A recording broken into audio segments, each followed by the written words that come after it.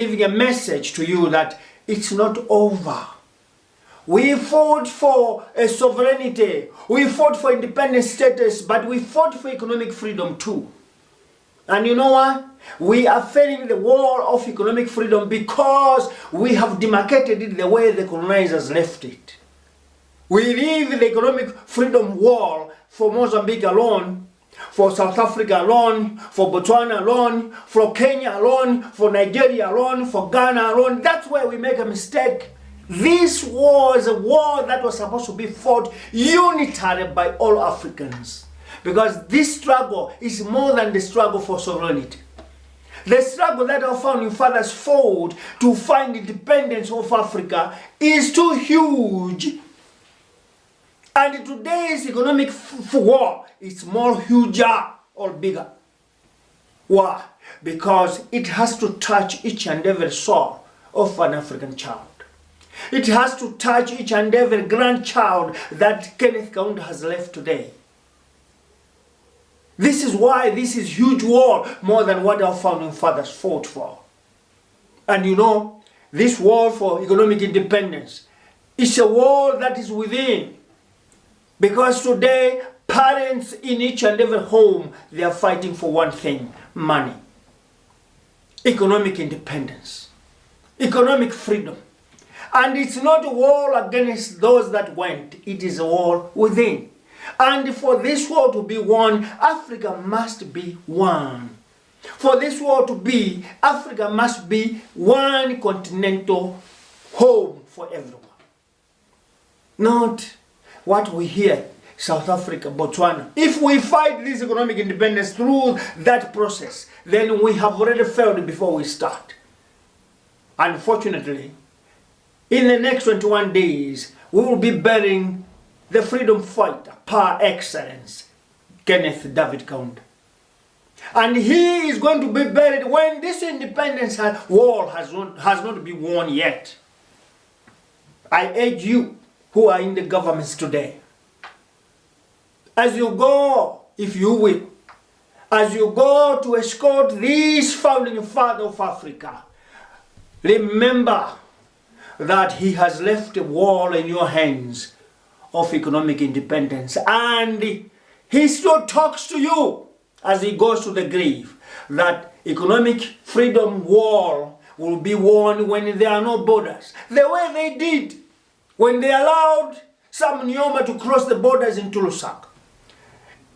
When they allowed some Nyoma to move from any one country to another, from Namibia to Botswana, from Botswana to Zimbabwe, from Zimbabwe to Zambia, from Zambia to Tanzania, from Tanzania to Nigeria, from Nigeria to Ghana, and then to America to present his petition without a passport. And this was a tough time because by then a white man was ruling Africa. It was not easy to cross. But Kenneth Kaunda made it possible. Kenneth Kaunda made it possible with his colleagues. Today, Africa that we have closed that door. We have closed that door. Instead, anyone and everyone that is fighting for economic independence of Africa is an enemy of present governments. Is an enemy of African governments today. And I want to tell you from the Utopian philosophy, secret rooms, that whoever blocks truth is a failure himself. The truth is, our founding fathers left us a war to proceed, to continue. Political independence was achieved, but economic independence was left in your hands and in my hands. In this case, you African governments. And you know what?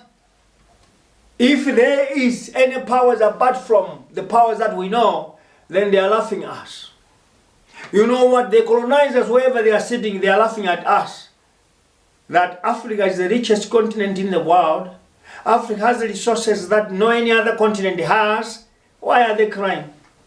Why are these people crying? Why are these people suffering? Why are these people the poorest people on the earth? This question must be answered. And it must be shameful for us all to be given that question by the colonizers, by the oppressors, by the apartheid architectures. Why? Because we have diamonds, we have uranium, we have platinum, we have iron ore, we have whatever you... When we talk about resources, we talk about in Africa. We have that in Africa. What is wrong with us? One, we have no unity. People that are not united, even in the homes, even in the families, that day there will be no food. That day there will be no work, because everyone is divided and everyone is on his own. Houses and families that are united, they plan. What are we eating this evening? They talk tomorrow. How are our kids going to school? There is room for discussion. There's room for talking. There's room for debate, because there's unity. And unity comes where there's peace. Peace comes where there's unity. Without unity, there's no peace.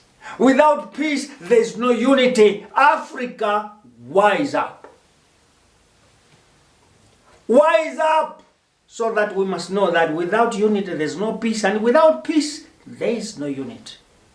And once we don't have these two, we should forget about economic independence.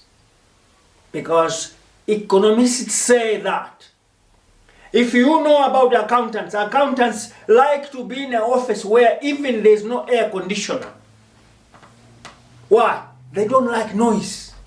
They want peace. For them to be able to figure out the figures. For them to be able to add up and subtract the figures in peace where there's silence. The very same thing can be borrowed for Africa. Let us seek peace first. Let us seek unity first. Then we'll be able to fight this independence war of economy. I'll give you a few examples here. Africa is crying, but we are crying seeing that this is the cause of our tears. Our economy is not in our hands, but is ours. Our resources are not controlled by us, but are ours. And you know what? Someone who is intelligent than us know that these people, if we give them peace, if we allow them to unite, they will be able to claim what is theirs.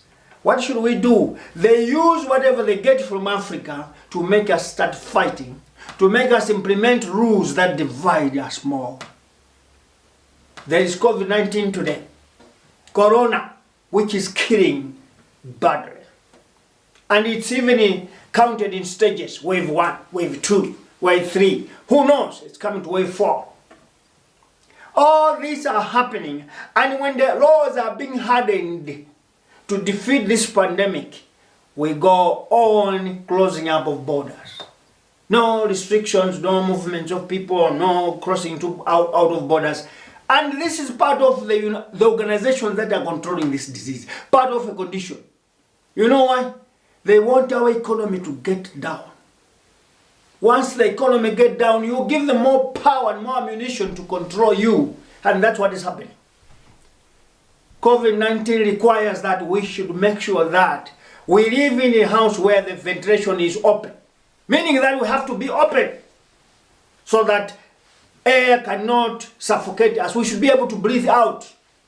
Secondly, we need to use prevention measures like mask. But some rules are attached to that are not for COVID-19, but to make sure that we are not able to move around and loiter and toil. Because once we do that, they won't be able to control you. They won't be able to control us. Fellow Africans,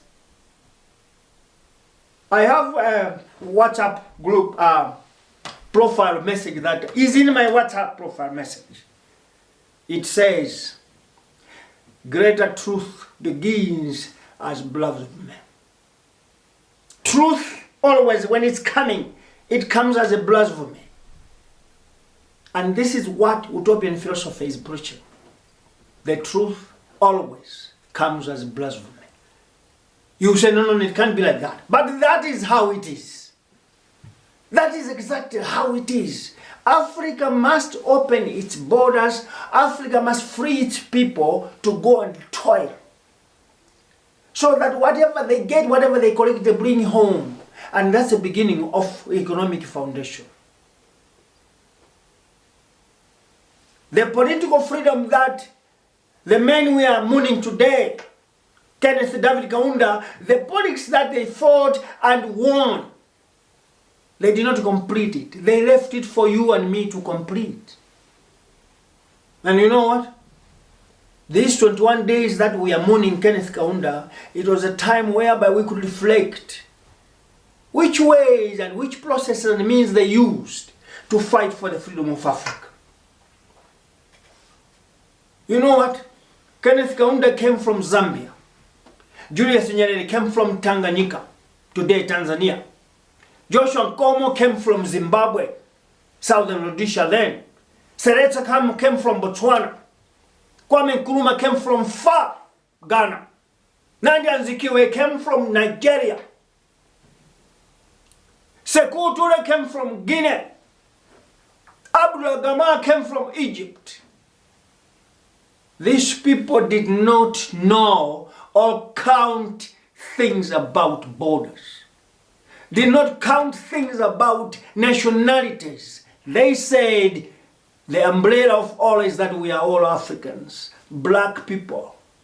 And our fight, our struggle is one. I asked Julius Malema of South Africa, remember that. I asked Bobby Wine of Uganda, remember that.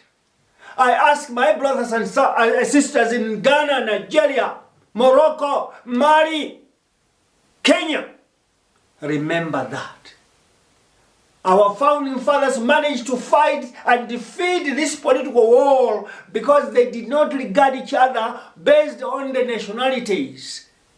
They regarded themselves as Africans because of their color of their skin. And they managed to fight. They knew that in Ghana, there is Kwame Nkrumah. They knew that in Nigeria, there is Nnamdi Azikiwe. They knew that in Zambia, there is Kenneth Kaunda. They knew that in Tanzania, there is Julius Nyerere. They knew that in Guinea, there is Sekou Toure. They knew that in Botswana, there is Seretse Khama. And they knew that even though they are in prison, Nelson Mandela, but we can do something, and they brought Oliver Tambo into Zambia. And you know what? Something that any leader has never done. I was listening to a TV last night where former President